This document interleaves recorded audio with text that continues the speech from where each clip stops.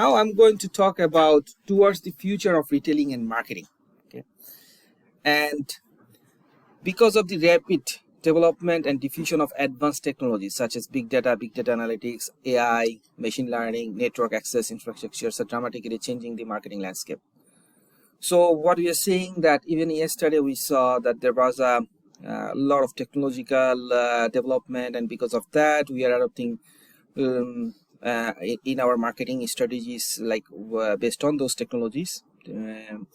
So some authors, they are predicting that the possible replacement of traditional sales assistant jobs, so including substitution of salespeople with the new form of full digital assistants. So that's one of the thing is very important.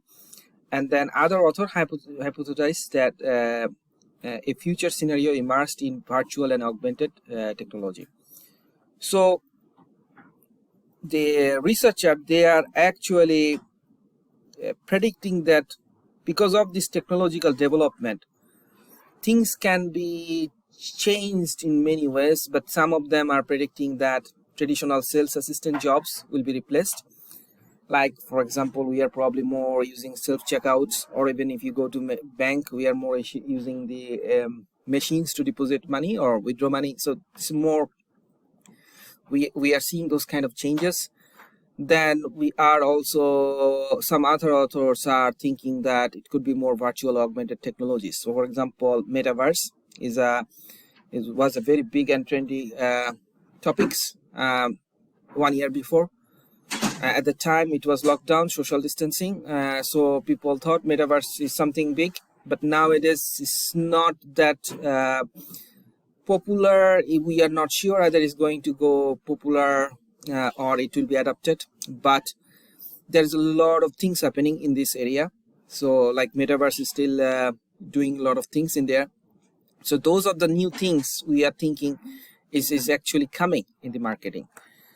And so now, because of these different type of technologies are happening, we are seeing that there are three main areas of retailing and marketing going to be impacted. These three areas is marketing and competitive intelligence. Second one is customer assistance, and third one is in-store social interactions. So marketing and competitor intelligence, when it comes to I'm going to describe each of these main area, that what are the things is happening in there, so that you get more understanding that how this change is happening in those area. So when it comes to marketing and competitor intelligence, we are seeing that consumer generated content helps marketing decision strategy in retailing. So we didn't have previously this kind of sites like rating, reviews and photos. Now because we have this kind of review sites, rating sites, that helps marketing decision strategies. And then we also have social network data now. So because of the social network data, it provides rich data sets on consumers' experience with certain brands, products and services. Then we have many external service provider, Google Cloud, Microsoft Azure. They are offering big data analytics services to support the extraction of consumer insight. So because these service provider are providing these services to manage the big data, and it provides big data analytics, so it helps us to get more consumer insight. So those are the things we are seeing in this area. And like, for example, for consumer generated content monitoring, we have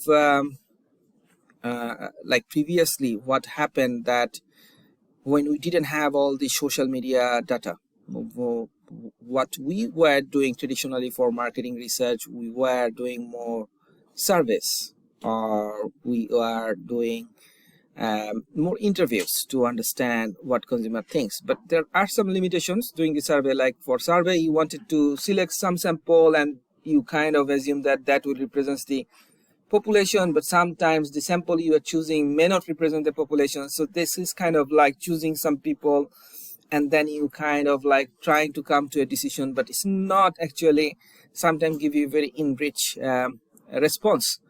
So that's why Today things are a bit different. We are seeing that there are Facebook, YouTube, Instagram, Twitter, Reddit, WhatsApp, all these new platform. They give you all this information, new product reviews, augmented reality platform pops up next. So they all kind of helps you to monitor your brand's performance, so you can get a lot of data. For example, Twitter monitoring, you can monitor Twitter. So this is an example where I got 18,722 tweets related to COVID, and then what I found that this is using a software which kind of do the automatic content analysis. So probably you have learned some of this in your other courses, text analytics type of exercise. So here, with this help of this kind of technology or the software, you can easily go to all these tweets. Instead of going to 18,722 tweets, we can get very easily lot of insights that what are the themes in there, like which concept is related to what concepts, what people are talking about. And you can do the same for any brand, find it out what people are talking about your brand or about your product, and how those concepts are related to each other's, and then that can gives you insight. So also this one, if you look into, I was text mining 9,000 tweets, and so what I did, I was looking into the expression 2 days before Valentine's Day, how people are expressing. So you can see that more joy feelings is there, but during the Valentine's Day it's more surprise feelings. So you can see easily that using the when we are using analyzing all this text from online, it is actually helping us to understand what type of emotions people are feeling, and we can do the same for any brand. So if it is for a brand, you understand if people are expressing what type of feelings. If they are expressing more negative feelings, then you may need to investigate that, or there is something wrong and you have to take steps. So for the brand, you can do the same. Looking into those kind of data is very important. Now, image and video analysis, these are also becoming very common because of the advancement of artificial intelligence. It's now possible to analyze image, video posted by consumer or competitor in social media. It helps to decide on different marketing strategies. It helps to understand the competitor. So I have an article which is related to deep learning. It's probably one of your group will be presenting during the session next week. So that will be giving you also some idea that how we use deep learning to understand the images. So now I'm going to show you a video just to give you idea that how image analysis is working and how it's being used. And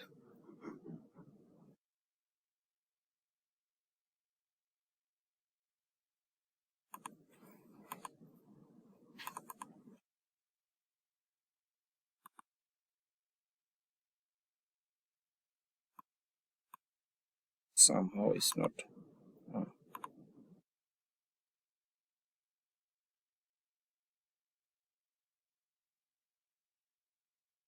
let me check.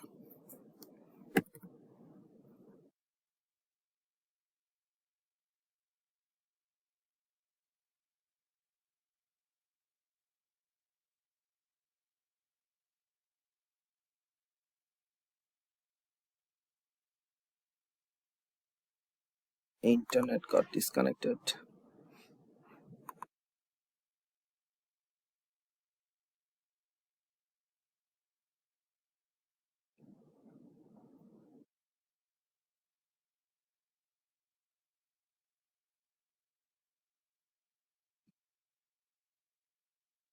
It seems like everyone these days.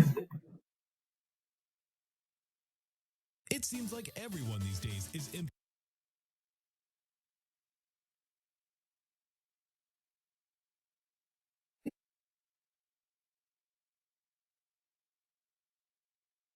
It seems like everyone these days is implementing some form of image recognition, such as Google, Facebook, and car companies. So how exactly does a machine learn what a Siberian cat looks like? That's what we'll look at today on Feed My Curiosity.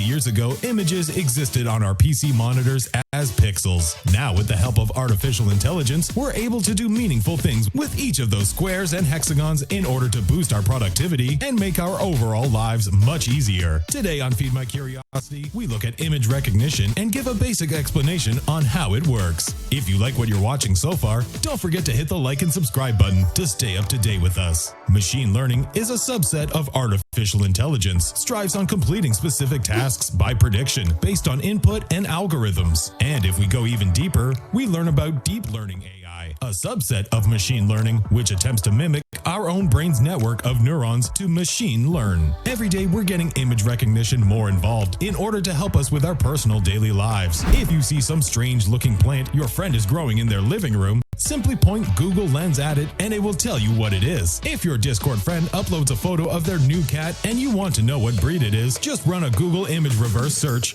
and you'll find out what it is. Even self-driving vehicles need to know where they can drive, which is a road, where are the lanes, where they can make a turn, what the difference is between a red light, green light, and amber light, where the stop signs are. Well, you get the message. As you can see, image recognition is a huge part of deep learning, and it can be both cool and scary. So how does it work? Here's a basic explanation. In order for that car to know what a stop sign looks like, it must be given an image of a stop sign. The machine will read the stop sign, and through a variety of algorithms, it will then study the stop sign and analyze how the image is going to look by going section per section. What color is the stop sign? What shape is it? What's written on it? How big is it usually? And where is it usually seen in a driver's peripheral vision? Things like that. If there's any errors, scientists can simply correct them.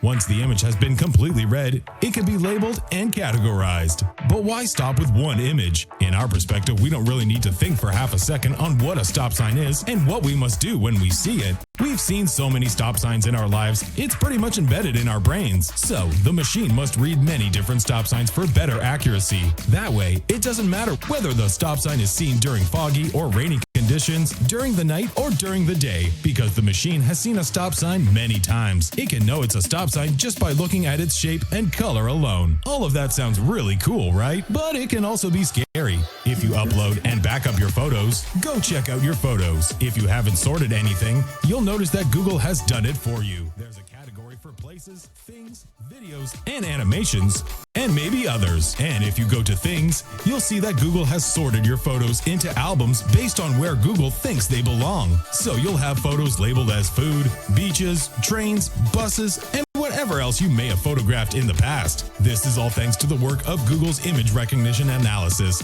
It has analyzed over 1 million photos on the internet, your photos, your friends' photos, strangers' photos, and any photo that appears on Google image search. It's not just Google that uses image recognition as well. If you upload a photo and Facebook recognizes your friends, it will automatically tag them. So yes, it's kind of creepy considering it's a privacy concern, but some people may appreciate the convenience anyways because it saves some time. No matter how cool or scary it is, image recognition plays a huge role in society and will continue to be in development. Many companies are continuing to implement image recognition and other AI technologies. The more we can automate certain tasks with machines, the more productive we can be as a society. However, whether that feels utopian or dystopian to you, well, that's another conversation to be had another day. If you've enjoyed our video, make sure to hit that like button and also hit that subscribe button to stay up to date with Feed My Curiosity. Until next time, thank you for watching. You can see that we are using machine learning, deep learning for understanding the images as well. You probably, how many of you heard about DALL-E 2? I see the hand, DALL-E 2, a few of you. So it's kind of new type of AI technology, which can generate image also based on your text prompt. So that's amazing what they are doing nowadays. New type of technologies is coming. How many of you heard about Lensa AI?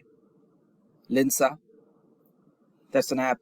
You can actually take a lot of selfies and it kind of draws portraits in a very cool way.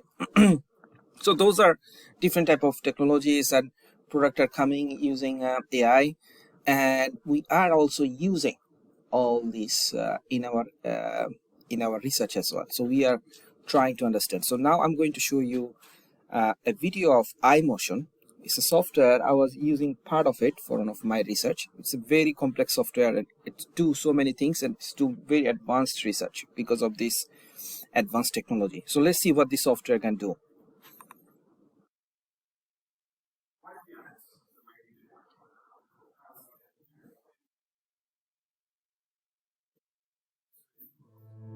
Why do we act the way we do? How is our behavior influenced?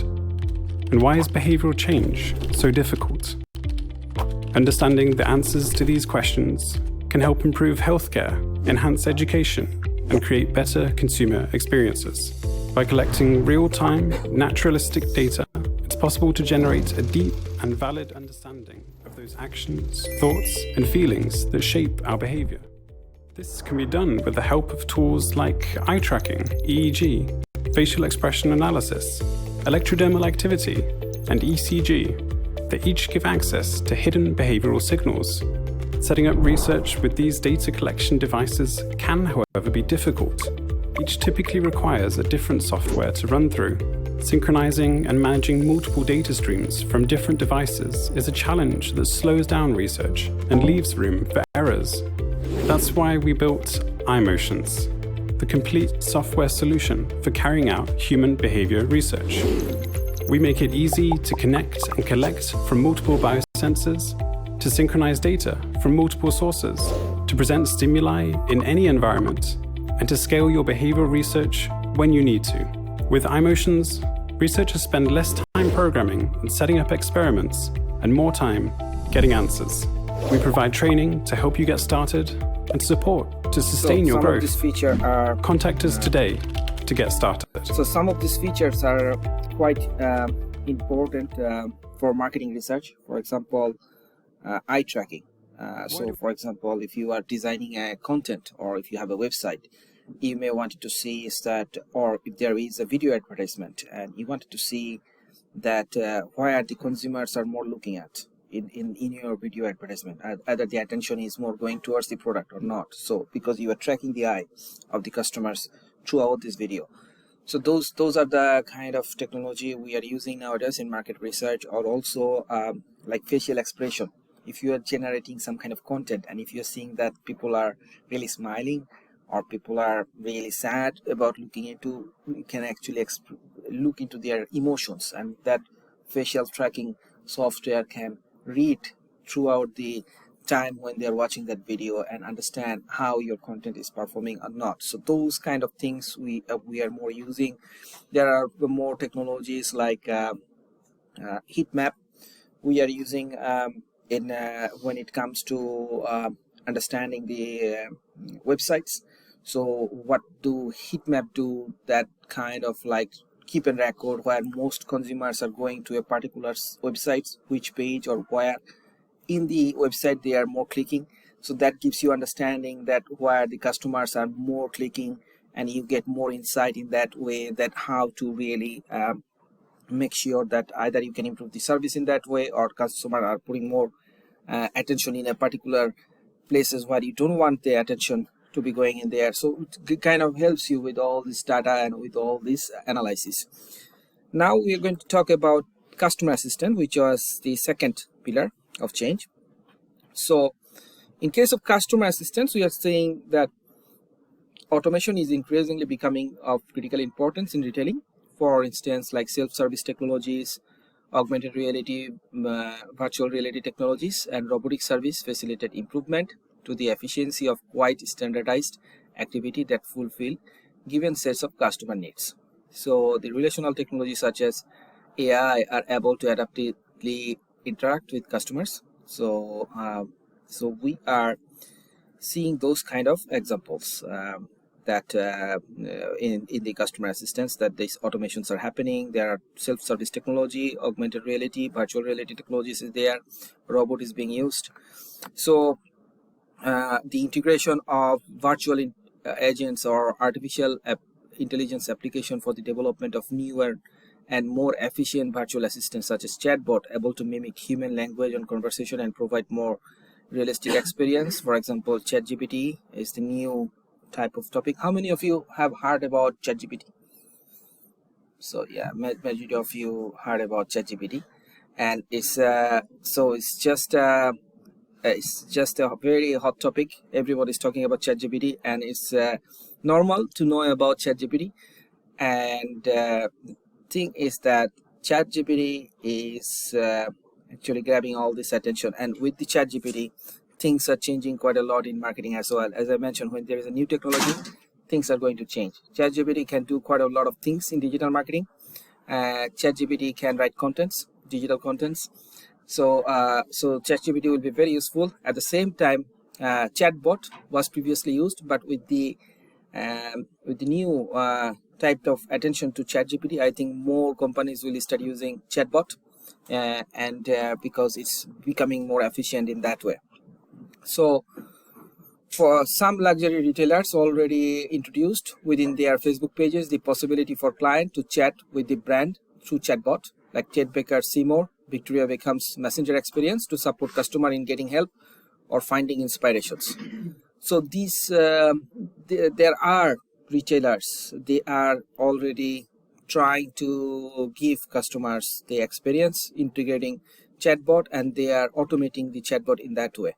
And some of this chatbot is not like you automate. You can also, after some kind of automated response, they can move the call or move the communication to a human. So that's also possible. I also use a chatbot with my site. So it's kind of like more useful when any PhD student wanted to do PhD and they wanted to request. I give them a lot of prompt automatic suggestion that how they should interact, because otherwise in normal email there is a lot of conversation, two-way conversations about either they have a proposal or not, either their topics is actually fitting my expertise or not. So instead of having all these two-way conversations, this chatbot automates a lot of things and give them automated suggestions. And finally, if they kind of meet all these criteria, the chatbot suggests them to send the proposal to me, and then I go through the proposal and see if I like it, then I like to take the PhD students for supervisions. So that's kind of I also use chatbot with my website. And now we are also within the customer assistance area. We are seeing that Siri, Alexa, those are being used. Now consumer can order from Amazon using Alexa. So let's watch a little bit how it's working.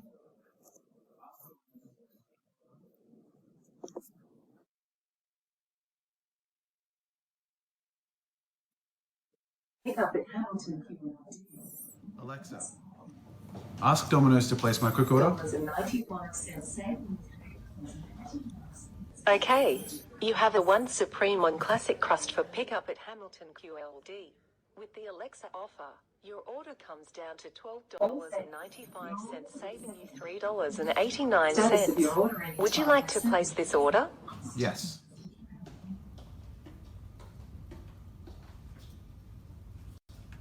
All set.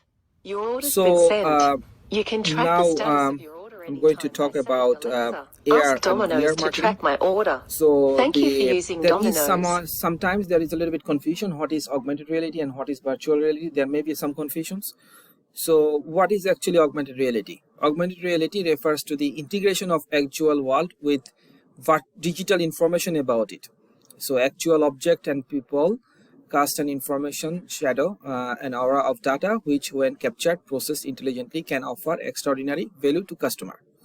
So this technology comes with a myriads of forms, from wearable and smart glass that use retinal projection to put a display in wearer's eyeball. Google Glass was a noticeable AR headsets to the more commonly used smartphones. Also, smart mirror could be an example, and one of this article next week will be presenting related to smart mirror. So you get to know more about how smart mirror works from that presentations.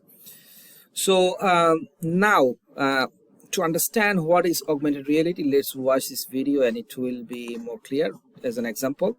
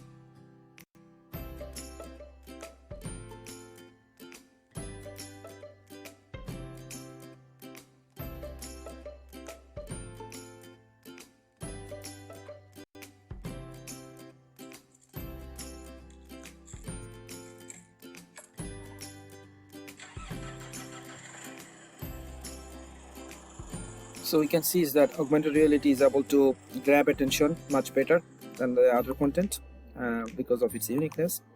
And now we're going to talk about the virtual reality.